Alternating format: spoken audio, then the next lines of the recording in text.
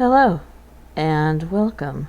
I am Exit Light and this is my channel. Today we're going to talk about the disappearance of Jennifer Kesse. Before we get started, if you would please give this video a thumbs up. If you are not subscribed and you would like to be, please go ahead and do that. And I think that's all we need to say for now. Are you ready?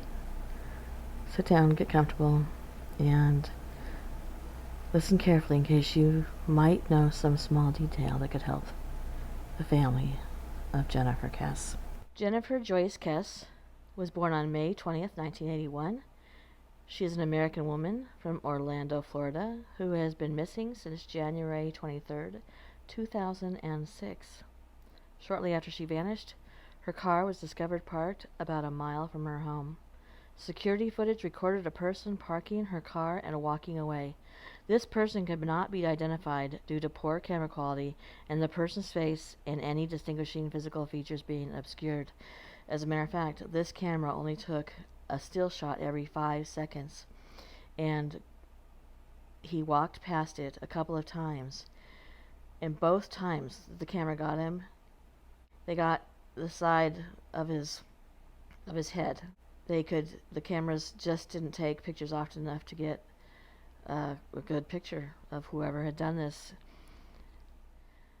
If the camera had been better and worked properly, this case may have been solved. As the case received local and national press attention, as of 2021, no arrests have been made and Kesse's whereabouts still remain unknown. Jennifer Kesse was a graduate of the Vivian Gaither High School in Tampa, Florida. She attended the University of Central Florida in Orlando, and she graduated in 2003 with a degree in finance. At the time of her disappearance, she was working as a finance manager at Central Florida Investments Timeshare Company, an OC, and had recently bought a condominium home in Orlando. The weekend before she vanished, Jennifer had vacationed on the island of St. Croix in the U.S. Virgin Islands with her boyfriend. When they returned on Sunday, she stayed the night at his house, then drove straight to work on the morning of Monday, January 23rd, 2006. Jennifer was seen for the last time leaving work at approximately 6 p.m. on January 23rd. She spoke by phone with her father while driving home at around 6:15, and then with her boyfriend at around 10 p.m. She was in the habit of texting or telephoning her boyfriend before leaving for work, so it was unusual when she did neither the next morning. His call went straight to her voicemail. When Jennifer failed to arrive at work, her employer contacted her parents. They began the 2-hour drive from their home to hers. Jennifer's parents noticed that the car was missing but saw nothing out of the ordinary in her home. There was a wet towel and clothes laid out, among other things, suggesting that she had showered and dressed and was prepared for work that morning. Friends and family distributed flyers about Jennifer that evening, and the Orlando Police Department organized search parties on foot, on horseback, as well as by boat, helicopter, car, and ATV. Here is a laid-out timeline that we know for Jennifer's last moments. At 6 p.m., Jennifer leaves work and she calls her parents. That's the last time her family ever hears from her. She arrived home for the first time since having left for vacation. At 10 p.m., Jennifer and her boyfriend talk by phone, and they say their goodnights. He is the last known person to speak with her before she disappeared. The next day, 7:30 a.m. to 8 a.m., investigators initially believed that Jennifer was abducted as she was walking from her front door to her car. They now believe that she left and was abducted at some point on her way to work.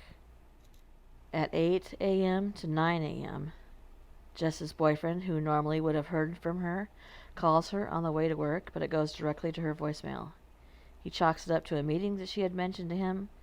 He subsequently attempts other phone calls throughout the morning. Jennifer's parents call him to say that she had failed to show up for work. At 11 a.m., alarmed at Jennifer's uncharacteristic no-call, no-show, her employer contacts her parents, who begin the drive from Tampa to Orlando.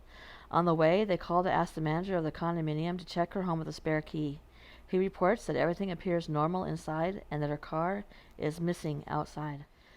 12 p.m. Only 1.2 miles from Jennifer's home, surveillance cameras at an apartment complex record a person in the act of parking her car and walking away. The car and the footage are not discovered until 2 days later. From 3 p.m. to 3:15 p.m., Jennifer's parents and brother arrive at her apartment. They find evidence that she had been home that morning. They call the police. As Jennifer is an adult, police initially told them that they have no way to start an investigation.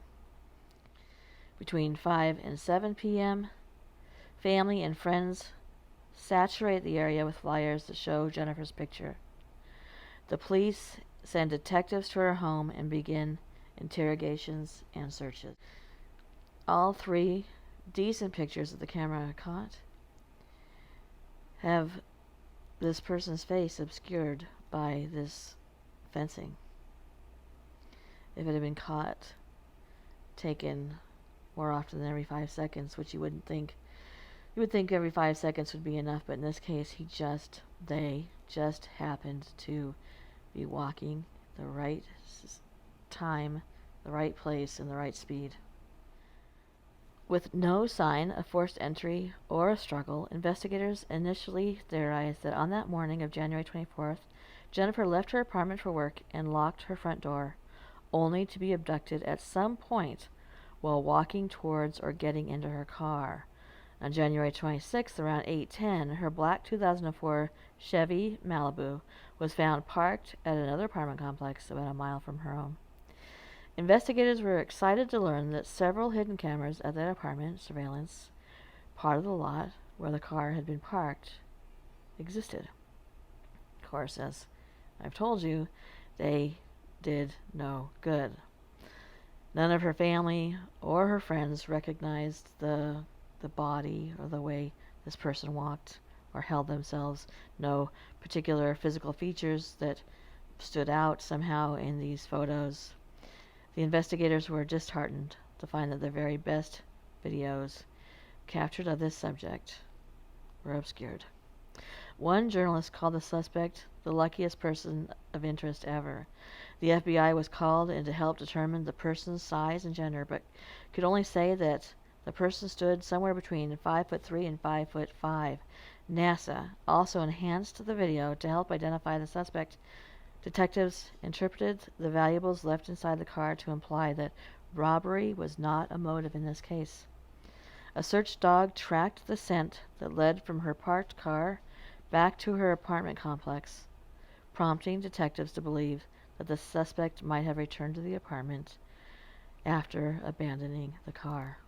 No evidence was found along the route. A forensic examination of the car yielded very little in the way of evidence, only a latent print and a small DNA fiber. Investigators decided that the car had been wiped down.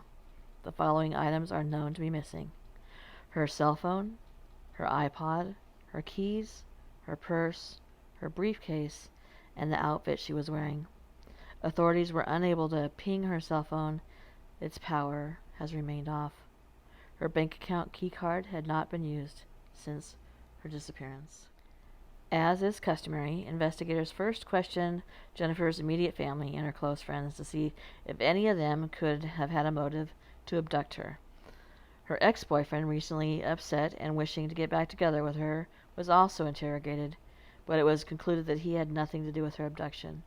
Her current boyfriend was also questioned, but his alibi checked out, eliminating him as a suspect. At the time of her disappearance, Jennifer's condominium complex had been undergoing a major expansion, and many of the laborers on the site were non-English speaking. Jennifer had told family members on several occasions that the construction workers were constantly catcalling her, whistling at her, and harassing her. Due to the language barrier, investigators were unable to interrogate many of them, which is absolutely not true. My husband works in an industry that deals with people who do not speak English, and you can easily find somebody to translate, and I'm assuming we're probably talking about Hispanics. you can easily find, especially if you're in Florida, there is no excuse to not have somebody who speaks Cuban or Spanish on, even just working for the police department. That should be a no-brainer. How can you walk away from an investigation not interviewing anybody because you couldn't understand their language? You find somebody who understands their language. You should hire somebody who understands a language that is predominantly used in so many of the areas of Florida. Same with Arizona or Texas.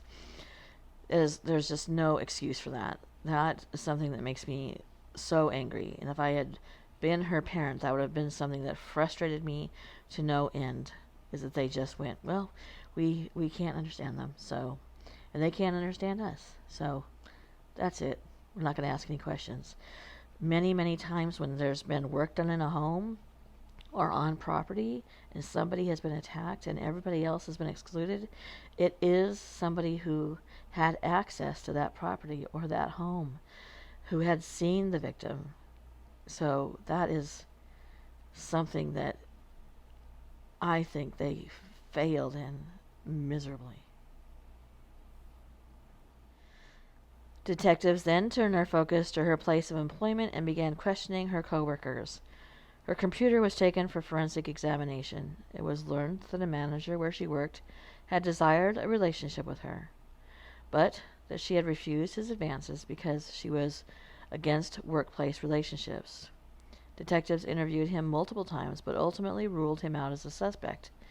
Investigators and Jennifer's friends and family remain open to the theory that she fell victim to human trafficking, but consider it less likely than other causes. In May of 2007, Jennifer's company, who's led by David A. Siegel, offered a $1 million reward for information leading to her whereabouts, with a July 4th deadline and the stipulation that she be alive. It was never claimed. A $5,000 reward for her information leading to her whereabouts of her remains was available through Central Florida Crime Line. The case received state and national press attention at the time of her disappearance. She is still considered missing and endangered by the Orlando Police Department, the FBI, Orange County Police, FDLE, NCIC, NCMA, and Interpol. On May 2, 2008, the Florida House of Representatives unanimously passed Senate Bill 502, the Jennifer, Kesse, and Tiffany Sessions Missing Person Act, to reform how missing person cases are handled in Florida. As of June 10, 2010, the FBI took the case over from the Orlando Police Department, and it did so at the urging of Police Chief Val Demings. Here's a few more facts for you to hear about. Jennifer's boyfriend is Rob Allen. They were having a long-distance relationship, and according to articles, on the night when she called him at 10 p.m., they had a disagreement. He was upset about their long-distance relationship, and that would be the last time he ever spoke to Jennifer. Also, Jennifer's parents refused to give up hope. They immediately moved into Jennifer's condo to be close to the investigation. The Kesses told police that Jennifer had complained to them about the workers in the building, and the mother had said that it made her feel uncomfortable too. In fact, some of the workers had done work in Jennifer's condominium the week before she vanished. 3 years after Jennifer disappeared, Detective Wright decided to take a fresh look at the case and interviewed people on audio tape. One of those people he spoke to was a former housekeeper at Jennifer's condominium. When he showed the woman the security camera photo of the unidentified person, she told him it resembled a man she knew from the complex known as Chino, because of his hair, his clothing, and the way he walked. This was the first time the detective had ever heard the name Chino. Detective Wright learned that Chino used to live in another building at Jennifer's condominium and was a former maintenance worker there. When Chino was found, he was serving time for statutory rape. On March 18, 2009, Wright interviewed Chino in prison and asked him about the time he worked in Jennifer's condominium. Chino said that Jennifer let him inside her condominium. Everything was normal, Chino told him. I don't have any idea what happened to her. That day, He took a polygraph test and he passed. In December of 2018, Jennifer's family sued the Orlando Police Department for a copy of Jennifer's case files. After months of legal wrangling, in March of 2019, they all reached an agreement. The Orlando Police Department handed over more than 16,000 pages of documents and 67 hours of video and audio tape to Jennifer's parents. Under the agreement, the Orlando Police Department would no longer lead the investigation. Michael Toretta is a private investigator who works for the Kesses. He says that he learned some 10 months after Jennifer disappeared that a person was seen dumping a rolled-up piece of carpet into a lake not far from where Jennifer lived. This tip was especially interesting to him because on the day Jennifer went missing, there were workers laying down carpet in the apartment across the hall from Jennifer's condo. Toretto says he knew he had to get this tip checked out. In November of 2019, local police came out with a dive team to search the lake where an eyewitness said the piece of carpet was dumped. The team spent 2 days searching, but they did not find anything. This is something that is haunting me, said the private investigator. Until we can find that carpet and see what's in it, we need to follow up on that particular lead. Michael Toretta has a new theory as to what he thinks might have happened to Jennifer Kesse on the day she vanished. Based on his interviews with people who live in the condo, he believes that up to 10 construction workers were living in an apartment that was empty just across from Jennifer's. He says it could have been one or more of these workers who abducted her. If you have any information about Jennifer Kesse, her disappearance, or anybody that you think might be suspicious, please leave your information at the Find Jennifer Kesse Facebook page. Doesn't matter how small. Doesn't matter if you think, well, it's probably nothing. Please just go ahead and leave the information. It's oftentimes the very small things that lead an investigation to find its end. Thank you.